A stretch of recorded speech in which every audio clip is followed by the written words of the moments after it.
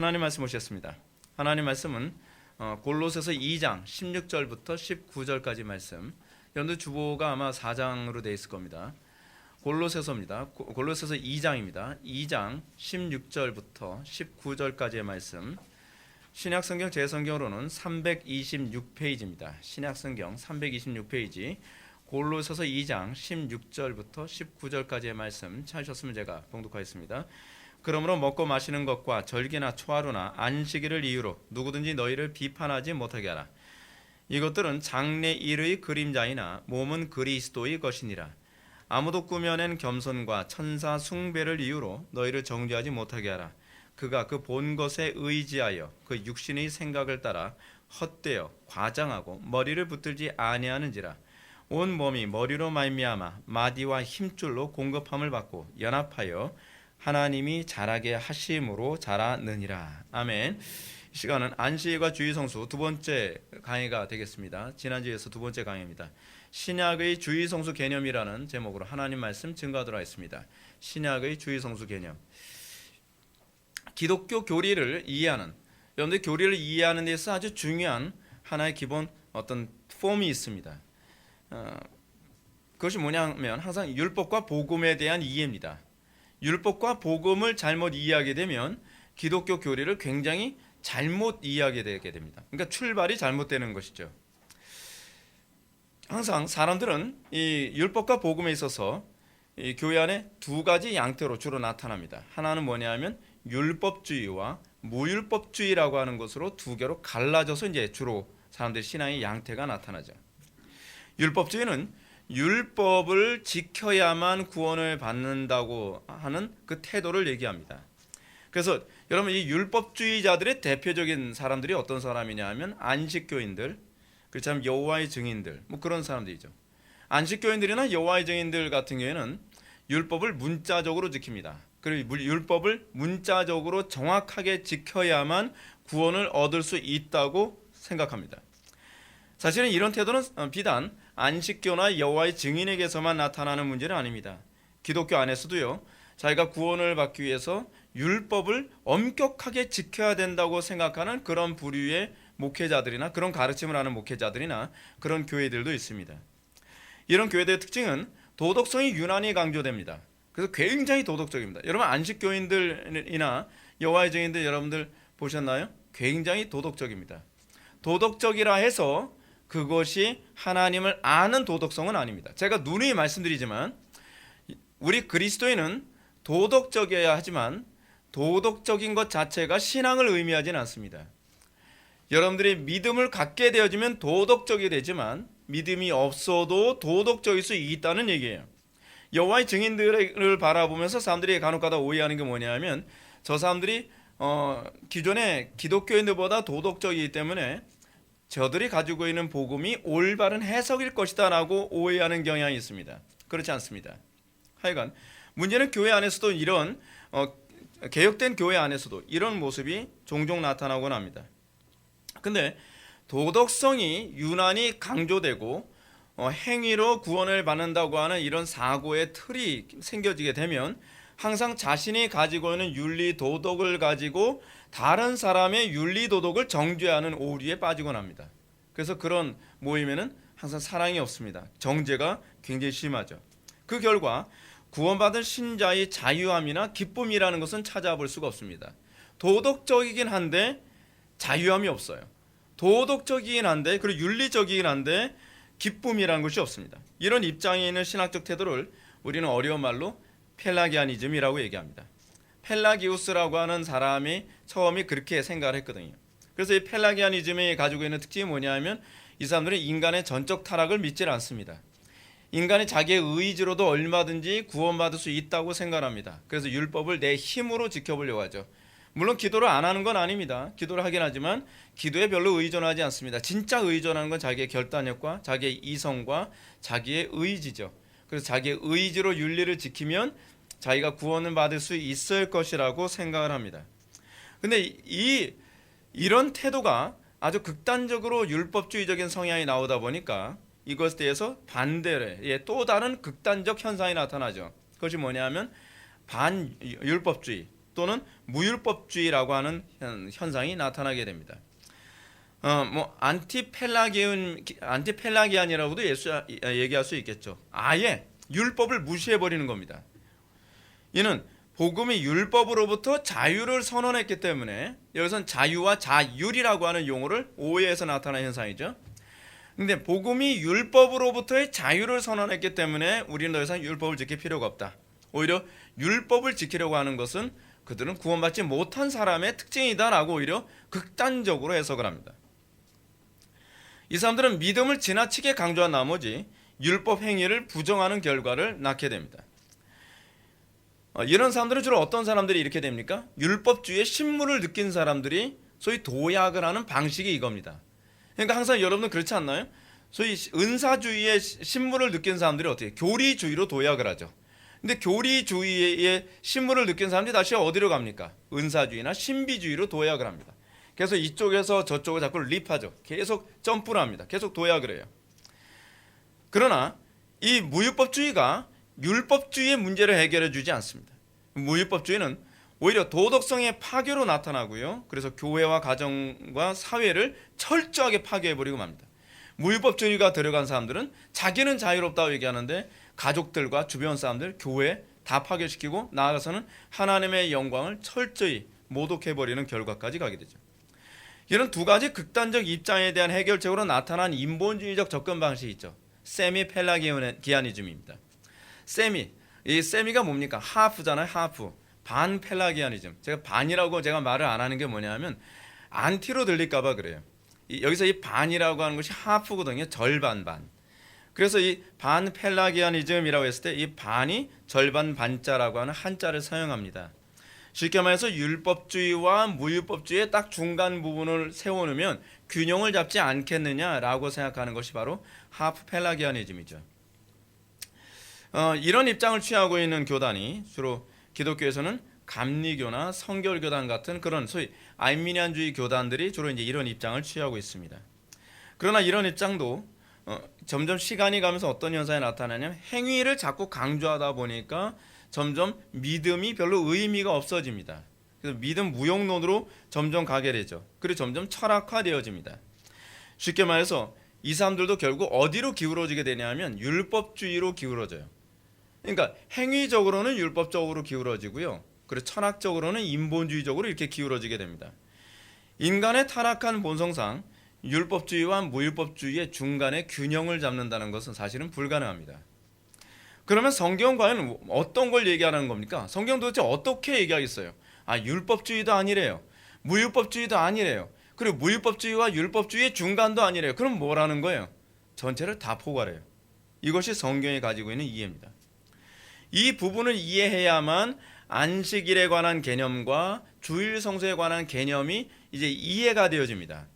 많은 사람들이 이 안식일 또는 이 주일 성수에 관한 개념은 자꾸 혼란스럽게 생각하는데 그것이 뭐냐면 그러니까 율법주의와 무율법주의 또는 율법과 복음의 개념을 잘 이해를 못해서 나타나는 현상입니다.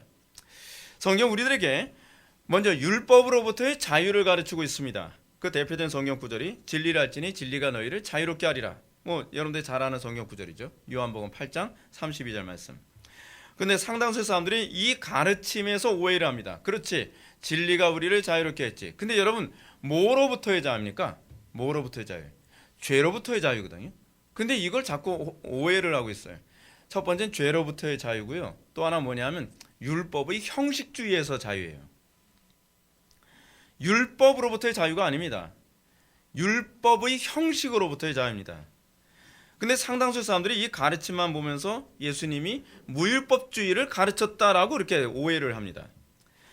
근데 이런 오해는요, 사도 바울도 받았던 오해였습니다. 그래서 바울도 로마 교회에서 그런데 우리가 믿음으로 말미암아 율법을 폐하겠느냐? 그럴 수 없느니라. 도리어 율법을 굳게 세우느니라.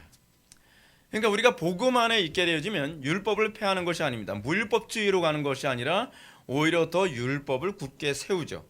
그래서 예수님이 율법을 굳게 세우는 이 수준, 이 개념을 어떻게 우리들에게 가르치셨냐 하면 내가 율법이나 선지자를 폐하러 온 줄로 생각하지 말라. 폐하러 온 것이 아니요 완전케 하려 함이라. 그리고 너희 의가 바리새인보다 더 낫지 않고서는 결단코 하나님 나라에 들어갈 수 없느니라. 그러니까 우리 그리스도인들이 우리가 복음 안에 들어가고 우리가 은혜 안에 들어가게 되면 율법을 폐하거나 무율법주의자들처럼 살아가는 것이 아니라 오히려 율법의 완성자로 살아가게 되어 있다는 것입니다. 오히려 우리는 우리의 율법적 행위가 소위 그 여호와의 증인들보다 더 나은 의의를 드러내야 되고, 그리고 안식교인들보다 더 나은 의의를 드러내는 수준이 될 때라야만 그것이 소위 은혜 안에 있는 자들에게 나타나는 바른 율법적 행위죠. 율법주의적 행위가 아니라 율법적 행위라는 것입니다. 복음은 그래서 율법주의와 무율법주의 중간이 아니라 율법주의와 무율법주의 전체를 다 포괄하는 개념입니다. 어떻게 양쪽 전체를 포괄하는 개념이 될 수 있을까요? 그 이유는 율법의 형식으로부터는 자유로우나 율법의 정신에는 충실한 태도를 견지하기 때문에 그렇습니다. 자, 구체적으로 좀 살펴볼까요? 복음이 가지고 있는 율법에 대한 태도를 잘 보여주는 것 가운데 하나가 바로 안식일과 주일에 관한 얘기입니다. 오늘 본문도 보면 바울은 먹고 마시는 것과 절기나 초하루나 안식일을 이유로 너희를 비판하지 못하게 하라 라고 얘기하고 있습니다. 이 가르침만 보면 분명히 율법 폐기론으로 해석되어지기가 아주 농후한 성경 구절이죠. 왜냐하면 사도 바울은 지금 복음을 이해시키기 위해서 먹고 마시는 것이나 또는 절기나 초하루나 안식일이라고 하는 형식이 복음 안에서 폐기됐다라고 얘기하고 있기 때문에 그렇습니다. 그래서 우리가 안식일을 안 지킨다고 해서 누가 비판해도 그런 거 개의치 말라는 것입니다. 우리가 절기 안 지킨다고 해서 비판해도 개의치 말라는 거예요. 우리 교회는 절기 안 지키잖아요. 그렇죠? 우리 교회는 무슨 사순절이다 뭐다 그런 거 전혀 안 지킵니다. 왜냐하면 성경이 그렇게 가르치고 있기 때문에 그렇습니다. 본문의 문맥은 바울이 이방인들의 구원이 율법으로 받은 것이 아니라는 사실을 논증하면서 나온 얘기입니다. 그러니까 너희들이 율법으로 구원받은 것이 아니다. 그러므로 너희들이 먹고 마시는 것 또는 절기나 또는 초하루나 안식일 때문에 너희들을 비판하지 못하라. 그것은 너희들의 구원과 아무 관계가 없다. 그렇게 하면서 나온 얘기예요. 13절 말씀에 보면 또 범죄와 육체의 무할례로 죽었던 너희를 하나님이 그와 함께 살리시고 우리의 모든 죄를 사하셨다라고 얘기합니다. 그러니까 너희들이 구원받은 것이 율법으로 구원받은 것이 아니라 뭐로 구원받았다는 것입니까? 예수 그리스도의 구원의 은총에 참여함으로 너희들이 구원을 받았다. 지금 그 얘기를 하는 이 가운데에 이 얘기가 나온 것입니다. 다시 되면 너희들은 그리스도와 함께 같이 살림을 받은 것이지 너희들이 율법을 지켜서 구원받은 것 아니다. 이제 그렇게 얘기를 하고 있는 거죠. 그래서 공동번역을 인용하면 이해가 좀 더 쉽습니다. 공동번역은 이렇게 번역했죠. 여러분이 전에는 잘못을 저질렀고 할례를 받지 않은 이방인으로서 영적으로 죽은 사람들이었으나 이제 하나님께서 여러분을 그리스도와 함께 다시 살려주시고 우리의 잘못을 모두 용서해 주셨습니다 라고 얘기합니다. 무슨 얘기죠? 너희들이 할례로 구원받은 거 아니라는 거예요. 너희들이 율법으로 구원받은 것 아니라는 거죠. 너희들이 구원받은 것은 예수 그리스도의 부활의 은총에 참여함으로 구원받았다. 이 얘기를 하고 있는 겁니다. 그러므로 사도 바울은 율법의 행위를 통한 구원의 무가치함을 먼저 이방인들에게 설명해야 될 필요성이 있었습니다. 그래서 율법 행위 무가치함을 설명하기 위해 구체적으로 먹고 마시는 것, 절기, 초하루, 안식일의 이유로 너희를 편론하지 못한, 누가 편론하지 못하도록 해? 누가 비판하지 못하도록 하라는 겁니까? 유대주의자들 또는 유대 크리스찬들이 너희들을 비판하지 못하도록 하라 라고 지금 사도 바울이 이렇게 설명하고 있는 것입니다. 이 예시의 목록에서 우리의 눈을 끄는 구절이 그 단어가 하나 있죠. 안식일입니다. 안식일. 이 안식일을 틀림없이 여기서 폐하였다라고 하는 부분을 사도 바울이 가르치고 있는데 소위 안식교인들은 안식일을 안 지키면 구원 못 받는다고 생각합니다. 그래서 우리를 뭐라고 평가하냐 하면 우리를 일요일 준수주의자들이라고 이렇게 말합니다. 처음 들어보시죠? 아, 나 일요일 준수주의자였구나. 네. 하여간 다른 것들은 별 어려움 없이 받아들일 수 있습니다. 예를 들어서 여러분 먹고 마시는 거 이거 아주 큰 문제시하지 않아요. 먹고 마시는 건 뭘 얘기하는 거죠? 부정한 짐승 그리고 또는 정결한 짐승을 구분해서 먹어야 되는 것, 그 구별해서 먹거나 혹은 우상에게 드려진 음식, 제사밥 먹느냐 먹지 않느냐 이런 부분을 얘기하는 거죠. 또 절기나 초하루는 유대인들의 절기이기 때문에 굳이 지켜야 하느냐의 문제로 크게 갈등하지 않아도 됩니다. 왜냐하면 율법주의자들도 뭐 그런 걸 꼭 지켜야 된다고, 뭐 성전제사 꼭 지켜야 되냐, 이거에 대해서 별로 동의 안 하는 것 같아요. 상당수의 교회들도 구약의 절기를 지키지 말아야 한다는 점에 대해서는 크게 이견이 없습니다. 근데 문제는 안식일입니다. 이 안식일은 항상 뜨거운 감자죠. 안식일은 상당히 모호합니다. 그 모호한 이유가 뭐냐면, 문제는 11조와 함께 성경적으로 규정하는데 논쟁이 많다는 게 문제예요. 안식일과 11조 문제가 우리를 곤란하게 만들고 자꾸 논쟁거리가 되는 데는 두 가지 이유가 있습니다. 첫 번째는 안식일과 11조가 율법 이전에 주어졌다는 것이 우리를 아주 혼란스럽게 만들어요. 그러니까 모세가 하나님으로부터 율법을 받을 때 그때서부터 안식일 지키고 그때 11조를 했다 그러면 뭐 별로 큰 복잡함이 없는데, 여러분들이 알고 계신 것처럼 안식일은요, 창조 때서부터 시작된 거예요. 그래서 이거를 창조 규례라고 얘기합니다. 그 11조도 여러분 창세기서부터 나옵니다. 그렇죠? 아브라함이 11조 바쳤다 그러잖아요. 그 야곱이 11조 바쳤다 그러잖아요. 그리고 그러니까 이 모세가 율법을 받을 때 그때 비로소 안식일이나 11조 개념이 나온 게 아니다 보니까 이거를 어떻게 보면은 폐지처럼 보이고 어떻게 보면은 존속처럼 보일 수밖에 없는 그런 애매모호한 위치에 있다는 것이죠.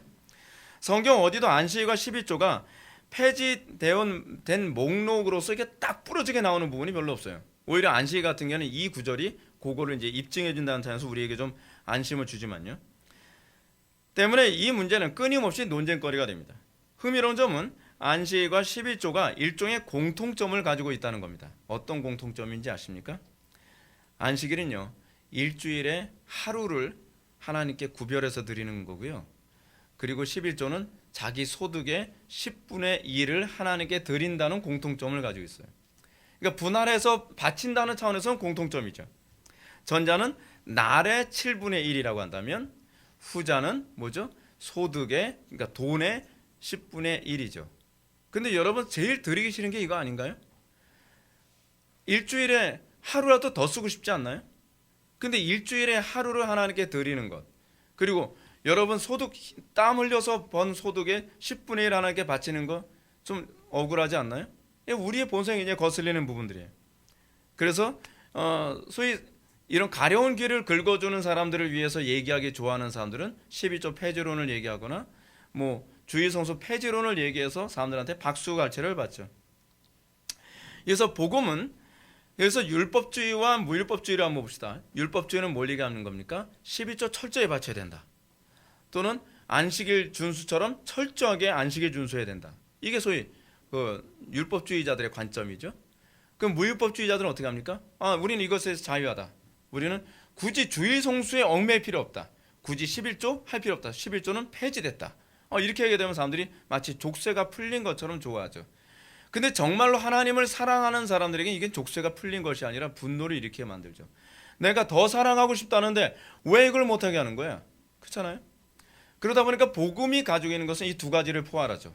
우리는 11조나 주일 성수에 대해서 우리는 강압적으로, 억압적으로 하지 않는다. 그러나 우리에게 있어서의 신앙 고백은 뭐예요? 우리의 소유 전부가 주님 것이고 우리의 인생 전부가 주님 것이다 라고 고백을 하는 거죠. 전체를 다 포괄합니다. 그래서 우리가 가지고 있는 신앙은 율법주의도 아니고, 그렇다고 해서 무율법주의도 아니라 우리는 오히려 율법주의자들보다 더 나은 율법을 추구하는 그런 태도로서 우리는 이 11조나 안식일 준수의 문제를 우리는 준수합니다. 이 시점에서 저는 12조 문제를 자세하게 다루지는 않을 겁니다. 왜냐하면 지금 우리가 논의하고자 하는 부분이 11조가 아니라 안식일 문제이기 때문에 두 가지 다 다루기에는 시간이 너무 부족합니다. 안식일 문제는 11조 문제보다 좀 더 접근하기가 복잡한 부분이 있습니다. 왜냐하면 11조는 그냥 10분의 1 드리라는 거야 말라는 거야 뭐 이것만 결론을 내주면 좋은데, 이 안식일 문제는 뭐냐면 안식일을 지키라는 거야 말라는 거야 결론을 내주고 난 다음에는 그 다음에 안식일을 안 지켜도 되는데 그럼 왜 일요일을 지키라는 거야 라고 하는 또 다른 문제를 다뤄야 되는 거예요. 또 다른 날의 문제를 다뤄야 됩니다. 그냥 안식일 안 지키냐 지키냐를 얘기하면 편한데, 안식일을 지키지 말라고 해놓고 나서 일요일이라고 하는 또 다른 한 날을 중요하게 여기라고 하니까 사람들이 혼란스럽게 여겨지는 겁니다. 이렇게 된다면 안식일 준수 문제 때문에 안식교나 여호와의 증인 같은 율법주의자들과 또 많은 갈등을 하게 되는 것이죠.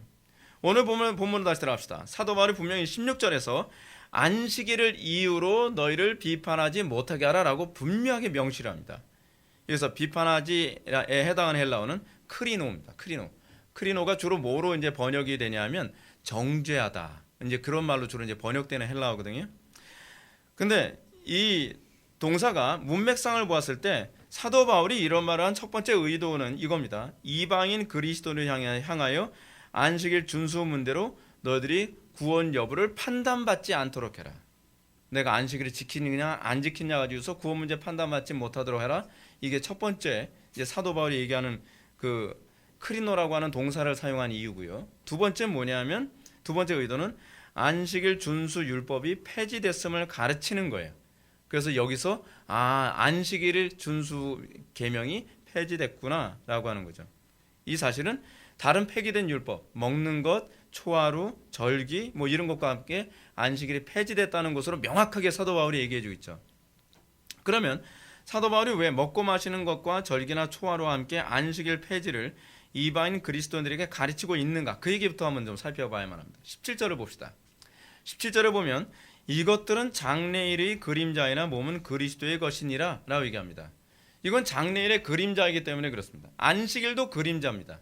안식일이 실체가 아닙니다. 안식일을 지켜야만 하는 것이 아니라 안식일은 폐지되어야만 하는 겁니다. 그럼 무슨 그림자예요? 그리스도의 그림자죠. 그리스도의 그림자. 실체가 아니라는 겁니다. 왜 폐지되어야 되죠? 실체가 왔는데 그림자가 여전히 존재하게 되면 실체를 사람들이 주목하지 않고 자꾸 익숙한 그림자에 자꾸 주목하기 때문입니다. 그래서 예수님께서 요한복음에서 3장인가요? 거기서 무슨 얘기까지 하시죠? 성전 파괴에 관한 얘기도 하시죠. 왜냐하면 실체가 왔으니 이제는 성전을 파괴하겠다는 거예요. 사실은 그 성전은 그림자입니다. 그래서 성전 건축이라는 말씀은 절대로 안 됩니다. 자꾸 예배당 건축을 자꾸 성전 건축이라고 하는데 그렇게 얘기하면 곤란해요. 이건 또다시 율법주의로 회귀하는 거예요.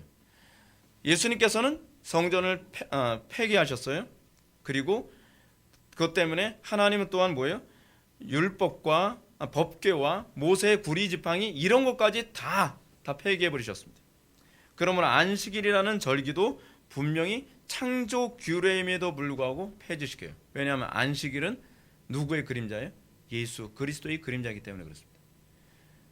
우리는 그리스도를 붙들므로 구원을 받는 것이지 안식일을 붙들므로 구원받는 게 아니에요. 안식일을 준수하기 때문에 구원받는 것이 아니라 그리스도 안에 있기 때문에 구원을 받는 겁니다. 근데 자꾸 안식일이라고 하는 특정한 한 날을 구원의 조건처럼 또는 구원의 효력이 있는 것처럼 생각을 하니까 폐지되어야 한다고 얘기하는 것이죠. 근데 논의가 여기서 끝난다면 편합니다. 근데 논의는 여기서 끝나지 않습니다. 문제는 그 다음에 있죠. 성경은 분명히 명료하게 일요일을 주일로 지키라는 구절이 없어요. 이것 때문에 또 교회 안에 논쟁이 자꾸 일어납니다. 안식일 폐지를 주장할 만한 분명한 성경 구절은 있지만 그렇다고 해서 일요일을 주일로 지키라고 하는 분명한 구절이 딱 부러지게 나오지 않아요. 예수님께서 그러므로 일요일을 준수해라 얘기했으면 논쟁하지 않아도 되는데 그렇지 않으면 사도들이 그러므로 일요일을 주일로 지켜야 된다 이렇게 얘기했으면 논쟁이 없죠. 근데 여러분 왜 하나님께서 자꾸 모호하게 이런 그 성경 구절을 남겨놓으신지 아십니까? 왜 이런 여지를 남겨놓으신지 아세요? 이건요, 여러분들이 믿음이 있는 사람들은 어느 쪽으로 가고 믿음이 없는 사람들은 어느 쪽으로 갈지를 알기 때문에 그렇습니다. 이게 항상 성경에는 그런 구절이 많이 있어요. 믿음이 있어야만 명확하게 보이는 영역이 있어요. 그래서 항상 이 모호한 구절을 통해서 쫙 갈라지죠. 그래서 믿음이 없는 사람들은 주로 육체의 본성이 유리한 쪽으로 해석하는 쪽을 따라가고, 그리고 믿음이 있는 사람들은 하나님의 영광에 훨씬 근접하는 쪽으로 해석하는 쪽을 따라갑니다. 그래서 하나님께서는 이런 여지를 우리들에게 남겨주신 것이죠. 자, 그러면 일요일 준수 얘기는 그럼 왜 나왔느냐? 일요일 준수 얘기는 사실은 교리적 유추의 결과입니다. 논리적으로 유추한 결과죠. 이건 마치 이거와 똑같죠. 삼위일체라는 단어 성경이 있나요? 없죠. 근데 우리 그거 왜 지킵니까? 다 교리적 유추예요. 신구약 성경 전체를 보니까 성부, 성자, 성령 세 분 하나님이 계시는데 이 세 분 하나님이 섞이지 아니하시고 또 나뉘지도 아니하시고 또 혼란스럽지도 않아요. 그리고 이분들이 세 분이 인격적으로 독립되어 있는데 본체적으로는 하나예요. 근데 이것이 성경에 구석구석 있는 걸 짜 맞춰서 보니까 논리적으로 이 부분을 유추해 보니까 가장 적절하게 표현할 수 있는 것이 삼위일체였다는 거죠. 근데 이것과 동일한 논리 구조로 가지고 있는 교리들이 굉장히 많습니다. 그 중에 하나가 주의 성수에 관한 얘기입니다. 성경은 딱 부러지게 주의를 성수해야 된다고 얘기하지 않습니다. 그럼에도 불구하고 성경의 신약 성경의 여러 성경 구조를 연결해서 논리적으로 유추를 해보면 주의 성수를 하는 것이 옳구나라고 하는 쪽으로 볼 수밖에 없어요. 마찬가지로 일요일을 주의 성수를 해야 되는 부분을 한번 보게 되면 성경적 근거를 봅시다. 첫 번째는 가장 중요한 일요일 성수 근거로서 예수님께서 안식 후 첫날에 부활하셨다는 거예요. 뭐 뻔히 다 아는 얘기죠. 근데 다 아는 얘기가 아니에요. 잘 들어보시면 우리가 잘 모르고 있는 부분이 있습니다. 예수님께서 안식 후 첫날에 부활하셨습니다. 이 부분에 대해서 비비 워필드가 이런 얘기합니다. 제가 우리 주보에다가 오늘의 묵상에 올린 것처럼 그리스도께서는 안식일을 가지고 무덤 속으로 들어가셨다가 부활의 아침에 주일을 가지고 무덤 밖으로 나오셨다. 왜 예수님은 안식일날 부활하지 않으셨죠? 왜 예수님은 주일날 부활하신 거죠? 안식 후 첫날 왜 일요일날 부활하신 거죠? 늦잠을 자셨나요? 아니잖아요. 거기에 모든 분명한 하나님의 작정과 계획이 치밀하게 들어간 거잖아요. 근데 우리는 왜 이 부분을 자꾸 무시하려고 하죠? 그죠? 흥미로운 점은 복음서에서 예수님의 부활과 부활 후에 만난 날이 예수님이 부활한 날이 안식 후 첫날일 뿐만 아니라 예수님의 제자들이 예수님을 만난 날이 다 안식 후 첫날이에요. 우연이 아니겠죠. 복음서는 예수님의 부활이 안식 후 첫날 있었다고 가르친 후에 엠마오로 가는 두 제자가 엠마오로 가다가 예수님을 만난 그 날을 언제라고 얘기하냐면 안식 후 첫날이라고 누가복음에서 분명히 언급하고 있습니다. 뿐만 아닙니다. 안식 후 첫날 일찍이 막달라 마리아가 빈 무덤을 발견했다고 기록한 후에 사도 요한은 예수님이 제자들에게 나타난 날이 이날 곧 안식 후 첫날 저녁 때였다라고 분명히 아주 구체적으로 그 날을 자꾸 명시를 하고 있습니다. 그 다음에 예수님께서 나타나신 그 다음번 만남도 어떤 때였냐면 여드레가 지나서라고 되어 있습니다. 여드레가 지나서라고 하는 이 말을 영어 성경에서 뭐냐면 a week later라고 되어 있어요. 일주일 후에요. 일주일 후에 딱 일요일 날 예수님이 또 나타나셨습니다. 다른 날 왜 안 나타나시고 왜 예수님이 꼭 일요일 날 나타나셨을까요? 복음서에서 예수님의 부활하신 요일을 이렇게 반복적으로 적시한 것은 분명한 의도가 있습니다. 그리고 예수님도 의도가 있어서 꼭 그 날 나타나신 것입니다. 안식 후 첫날. 사도들에게 안식 후 첫날을 분명히 신학적인 의미로 인식시키기 위해서 안식 후 첫날 예수님은 의도적으로 만나셨다는 거죠. 제자들은 안식 후 첫날 즉 일요일을 주님께서 제자들과 만나는 날로 정하셨다는 것을 여기서 감을 잡게 됩니다. 일요일이 주님께서 제자들과 맞는 날로 정하셨구나. 이것이 몇 번 반복되죠. 40일 동안 예수님이 의도적으로 그렇게 하시고 나서 제자들은 일요일 되면 어떤 기대를 할까요? 주님을 만나는 날이다. 오늘은 또 주님이 또 나타나시겠구나. 기대하지 않았을까요? 평일날보다 훨씬 일요일을 기대하면서 그날을 기대하지 않았을까요? 그것을 의도적으로 주님께서 작정하신 겁니다. 때문에 조지 브리스키 그레이가 이렇게 얘기합니다. 주님께서 일요일에만 만나주신 이 특이한 기록을 염두에 두고 다음같이 언급하죠. 예수님은 부활하신 당일과 그로부터 8번째 되는 날을 제외한 나머지 엿새 동안 모습을 보이지 않으셨다. 이 날의 공백을 진지하게 고려해야만 그분의 현현이 남긴 인상의 의미를 명확하게 규명할 수 있지 않겠는가. 의도적으로 예수님은 평일날 안 만나주셨습니다. 의도적으로 예수님은 주일날 제자들을 만나주셨습니다. 그래서 제자들은 일요일을 유난히 소중히 여기고 그 날은 주님을 만나는 날이기 때문에 다른 어떤 것과도 타협할 수 없는 날임을 그들이 인식하게 된 것입니다. 그래서 초대교회는 일요일을 다른 날보다 더 특별한 날로 여기게 됐습니다. 이 날은 주님을 만나는 날입니다. 그래서 그들은 이 날을 주님의 날이라고 규정합니다. 때문에 일요일은 예수님의 부활을 기념하고 그날이 부활하신 주님을 만나는 날이라는 의미를 가지고 일요일을 성수합니다.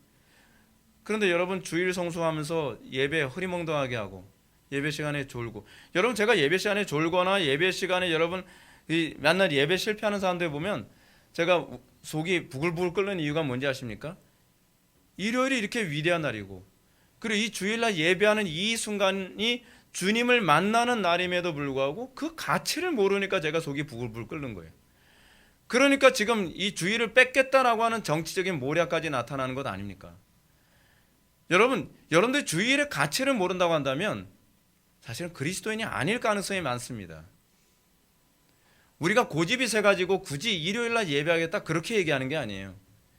전통적으로 우리의 신화의 선배들이 일요일날 엄청난 하나님의 은혜를 받는 날임을 그들이 다 경험했기 때문에 그렇습니다. 그때만이 아니라 그 이후에도 계속 그랬기 때문이에요.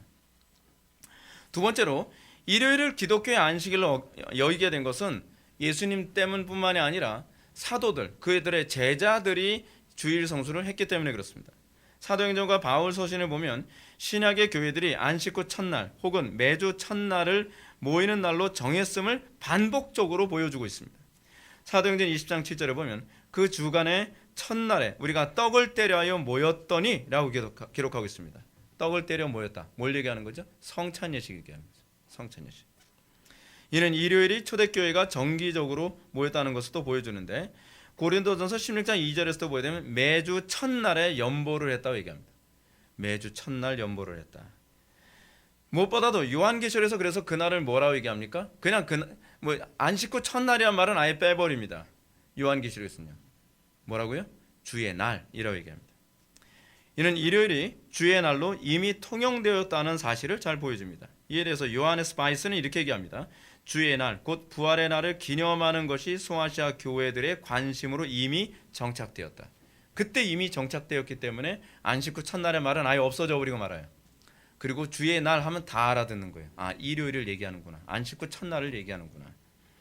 물론 이 날을 주일로 지키는 데 분명히 문화적 장벽이 굉장히 높았을 겁니다. 여러분, 초대교회 성도들이 안식 후 첫날을 주일로 지키려면 그들에게 왔었던 장애가 무엇이었을까요? 그들이 만약에 안식일 날, 그러니까 토요일 날, 그 사람들이 만약에 주일 성수를 한다고 하면 편하겠죠. 다 쉬는 날 모이는 거니까. 그런데 그들은 그렇지 않았습니다. 그들이 안식 후 첫날 모여야 되기 때문에 그들은 노동을 다 마치고 나서 그들은 예배당에 모여야 됐어요. 근데 문제는 그 당시에 예배당에 모이는 사람들 신분이 높은 신분에 있는 사람들이 아니었다는 거예요. 여러분들 잘 알고 있는 것처럼 초대교회 때에 예수를 믿었던 그 기독교인들은 노예들도 있었고요. 그 노예나 종, 둘로스를 많이 사용해요. 그런 단어를요. 그리고 또 하층민들 또는 무식층들 또는 가난한 사람들, 과부들, 뭐 그런 사람들, 사회적으로 별로 힘이 없는 사람들이 초대교회의 구성원들이었거든요. 근데 그 사람들이 여러분 주일 성수하려면 어떻게 하겠습니까? 주인 눈치 보고, 그리고 환경적 어려움을 극복해 가면서 일 다 마치고 난 다음에 그 다음에 주일 성수하러 저녁 늦게 모여야 됐단 말이죠. 이 사건을 잘 보여주는 것이 사도행전 20장에 나오는 이 유두고의 추락 사건입니다. 이 사건의 배경을 사도행전 20장 7절은 이렇게 얘기하죠. 그 주간의 첫날이라고 얘기합니다. 그 날도 언제였어요? 그 주간의 첫날이었어요. 안식 후 첫날, 일요일이죠.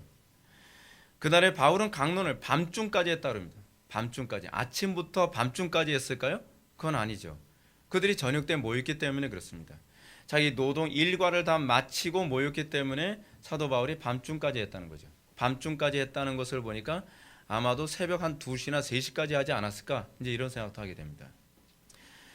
바울이 이렇게 강론이 이렇게 밤중까지 했던 이유가 그들의 모일 수 있는 시간이 그때로 한정되었기 때문입니다. 우리 식으로 따지면 직장에서 퇴근하거나 학교 공부를 하고 또는 뭐 자기 일과를 다 마치고 난 다음에 그 다음에 예배하러 저녁 때 모인 겁니다. 특히 이들 가운데 대부분은 신분이 낮은 사람들이었기 때문에 저녁 시간이 아니면 같은 시간에 모일 수 있는 장소나 기회가 없어요. 시간이 없단 말이에요. 이런 정황을 보았을 때 유두고라는 청년이 창에 걸터 앉아서 졸았다가 졸음을 이기지 못하여 3층에서 떨어지는 사태가 벌어진 것은 그가 얼마나 피곤한 상태였는지를 알 수 있습니다. 여러분들처럼 느슨해서 조는 게 아닙니다. 아무도 유두고가 느슨했기 때문에 졸았다라고 얘기하지 않습니다. 어떤 주석가도요. 오히려 그들이 얼마나 피곤함에도 불구하고 이걸 무릅쓰고 예배에 참여했는가를 보여주는, 그걸 위해서 기록된 본문이거든요. 그래서 여러분, 브루스도 이 부분을 이렇게 얘기합니다. 유도고는 노동자로서 아침부터 해질 때까지 하루 종일 노동으로 피곤하였다. 말씀에 관심이 있어서 졸음과 싸웠으나 결국 그것에 압도되어서 졸다가 잠에 빠져버렸을 것이다 라고 이렇게 얘기합니다. 칼빈도 유도고 사건에 대해서 이렇게 얘기합니다. 칼빈도 이 얘기를 하면서 뭐라고 얘기하냐면, 이 본문을 가지고 이 유두고가 그 예배 시간에 조는 사람들과 빗대어서 설교하는 건 부당하다. 유두고의 이 조는 문제는 그 문제가 아니다라고 얘기합니다.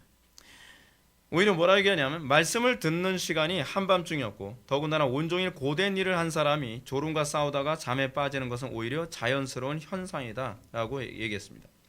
그래서 우리가 관심을 가지고 보아야 할 점은, 초대교회 기독교인들이 이처럼 주일에 모여서 예배하기를 얼마나 사모했고, 그리고 그들이 주일날 예배에 모이는 것이 얼마나 열악한 환경 가운데 예배에 참여했는지를 잘 보여주고 있는 구절입니다. 그들은 정말로 예배를 사모했습니다. 그들 중에는 노예되어 있었고, 어떤 사람은 유대인과 갈등하며 예배에 참여하는 사람도 있었습니다. 그들의 사회는 오늘날 우리보다 훨씬 어려운 상황 가운데서 그들은 예배에 참여했습니다. 그러나 그들은 모이기에 힘썼습니다. 그들은 주일에 사도들의 강론을 들으며 부활하신 주님의 현현을 경험하길 기대했습니다. 우리가 예배할 때 주님께서 또 오지 않으실까? 우리가 예배할 때 주님께서 또 사도들에게 보여주셨던 그 주님이 또 우리에게 보여주지 않으실까? 그들은 그걸 기대하며, 굉장히 기대하면서 예배에 참여했다는 사실입니다. 그리고 그런 기대감은 주일에 말씀을 듣다가 그만 졸다가 떨어진 유두고가 다시 살아나는 기적을 통해서 다시 또 실현되어집니다. 놀랍지 않나요? 유두고가 살아났다는 것은 주님의 현현이 사도 바울을 통해서 다시 나타났다는 것을 보여주는 구절이에요. 그 정도로 이 주일 예배가 얼마나 위대한 예배였는지를 사도행전은 우리들에게 잘 설명해 주고 있는 겁니다. 사랑하는 성도 여러분, 오늘날 우리에게 주일은 과연 어떤 의미가 있습니까? 여러분, 좀 기대를 하고 예배에 참석하나요? 여러분, 예배 가운데 내 인생의 모든 문제가 내가 주님을 만남으로 해결될 것이다. 12해 동안 혈우병 앓았더니 여인이 예수님을 만나기만 하면 이라고 하는 그것이 이제는 예배라고 하는 이 공간에서 다시 실현되어지는 겁니다. 하나님의 말씀을 붙들기만 하면 내 12년 동안 나를 고통스럽게 만들었던 것이 해결될 것이다. 그리고 이 악한 귀신에 사로잡힌 내 딸이 구원받는 것을 내가 주님을 만나면 되는 것처럼, 예배 가운데 주님을 만나기만 하면 고질적으로 나를 괴롭혔던 모든 삶의 문제가 해결될 것이다. 사실은 초대교회 성도들은 그 예수님의 현현을 보고자 하는 그 열망을 가지고 공적 예배에 참여했다는 것입니다. 그 당시 예배는 초라했습니다. 그 당시 예배는 별 볼 것 없었습니다. 그냥 악기도 없었습니다. 사도들이 말씀을 증거하고 우리는 그 말씀 안에서 주님을 만나기를 열망하는 그들의 모습을 떠올리면 그것이 전부입니다. 그래서 사도행전 2장 46절 말씀처럼 날마다 마음을 같이하여 성전에 모이기를 힘쓰고 집에서 떡을 떼며 기쁨과 순전한 마음으로 음식 먹기를 힘썼다고 합니다. 어려울수록 주님을 만나는데 집중해야 합니다. 어려울수록 어렵기 때문에 예배의 장소를 떠나는 것이 아니라 어려울수록 주님을 만나는 장소로 와야만 합니다. 예수님이 우리의 산성이 요새요 방패라고 맨날 말로는 그렇게 하고 맨날 찬양은 그렇게 하면서 왜 고난이 닥치면 우리는 주님을 멀리합니까? 왜 고난과 어려움과 위기가 닥치면 우리는 왜 예배하는 자리에 나오지 않습니까? 사단이 여러분 어떤 사람을 제일 무서워하는지 아십니까? 하나님을 예배하는 그 사람을 제일 무서워합니다. 저 인간이 예배만 안 하면 내가 얼마든지 가지고 놀 수 있어. 근데 예배하는 자리만 나오면 이 승산이 없단 말이에요. 그렇기 때문에 어느 시대인지 사단은 항상 예배를 먼저 공격을 합니다. 예배를 무너뜨리면 기독교인들은 무기력해진다. 예배를 무너뜨리면, 주님과의 만남을 단절시키면 기독교인들은 허수아비에 불과하다. 예배를 공격하라. 그것이 전통적인 사단의 공격이었습니다. 사랑하는 성도 여러분, 우리가 지금 살고 있는 현재는 예배라고 하는 본질의 공격을 받고 있습니다. 예배가 본질인지를 모르는 사람은 가련한 사람입니다. 예배가 하나님을 만나는 시간이 무엇인지 알지 못하는 사람은 사실은 그리스도를 알지 못하는 사람이 아닌가 하는 생각까지 들 정도입니다. 사랑하는 성도 여러분, 우리에게 주어진 예배가 얼마나 귀중한지 알기를 바랍니다. 이 예배, 신약에서 얘기하는 예배의 개념이 우리가 바로 주님을 날마다 규칙적으로 만날 수 있는 날로 주님께서 우리들에게 허락하신 날이라는 것을 기억하시고 이 날을 소중히 여기는 저와 여러분들 되기를 주님의 이름으로 축원합니다. 기도하시겠습니다. 사랑이 많으신 하나님, 우리가 예배가 얼마나 소중한지를 우리가 초대교회를 통하여서 다시 한번 살펴보게 되었습니다. 우리가 예배를 통해서 주님을 만나는 날임을 우리가 너무 몰랐습니다. 우리가 주일에 주님을 만나고 그 만난 주님의 감격과 그 말씀을 통한 주님과의 동행함이 공적 예배를 통해서 삶의 예배로 이어짐을 다시 한번 깨달아 알게 하여 주심을 감사합니다. 우리가 예배에 승리하게 하여 주시고 한국교회가 예배의 가치를 깨달아서 다시 부흥과 또 개혁의 놀라운 역사가 나타나게 하여 주옵소서. 예수님의 거룩하신 이름으로 기도올려옵나이다. 아멘.